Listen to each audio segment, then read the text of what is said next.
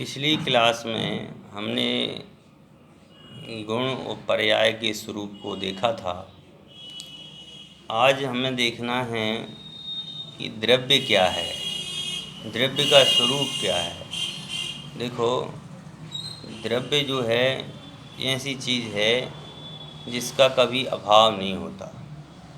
द्रव्य जो है ऐसी सत्ता का नाम है जिसका कभी अभाव रूप दशा को प्राप्त नहीं हो सकता।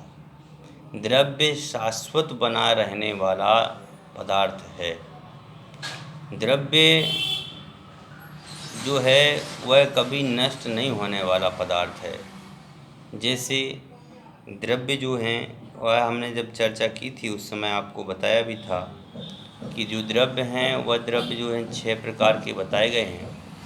सबसे पहले तो बताया था हमने जीव द्रव्य कि जीव द्रव्य जो है इस जीव द्रव्य का कभी अभाव नहीं होता।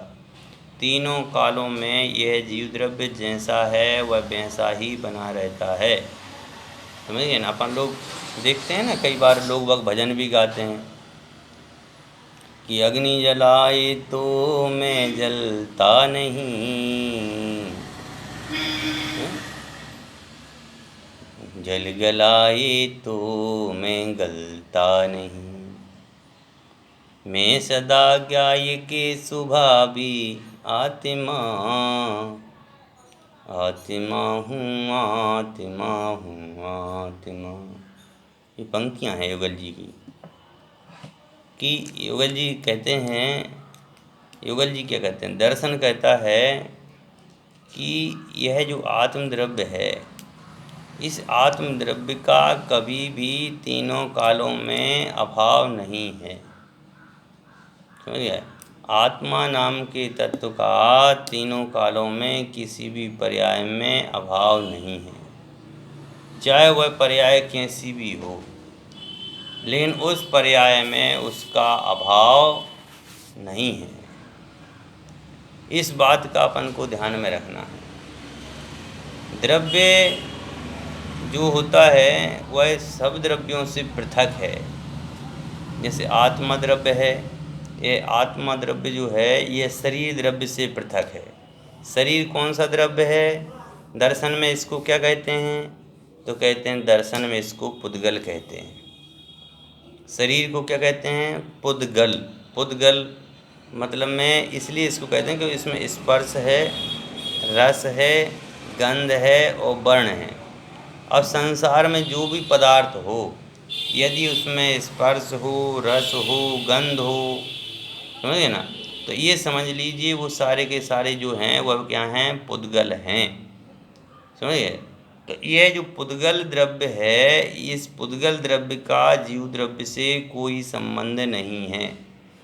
जल में भिन्न कमल के समान हैं। अनादि से यह जल में कमल के समान अनादि से एक साथ रहने पर भी यह कभी एक पने को प्राप्त नहीं हुआ।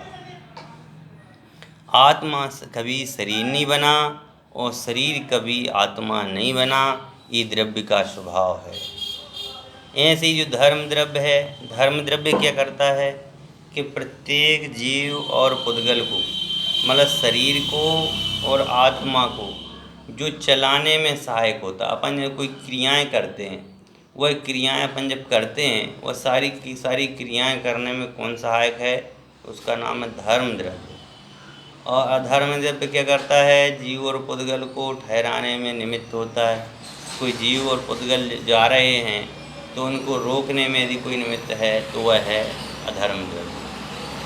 आकाश द्रव्य क्या करता है कि सभी जितने द्रव्य बताए गए हैं संसार में इन सभी द्रव्यों को रुकने के लिए स्थान देता है।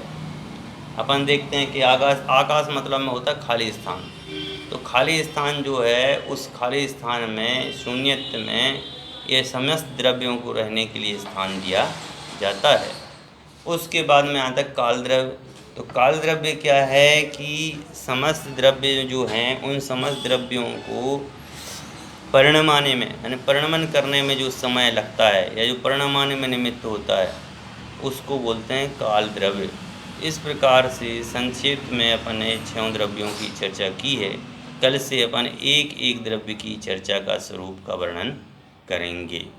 जब तक आप अपना ध्यान रखें और अपनी तैयारी बराबर रूप से करते रहें। धन्यवाद।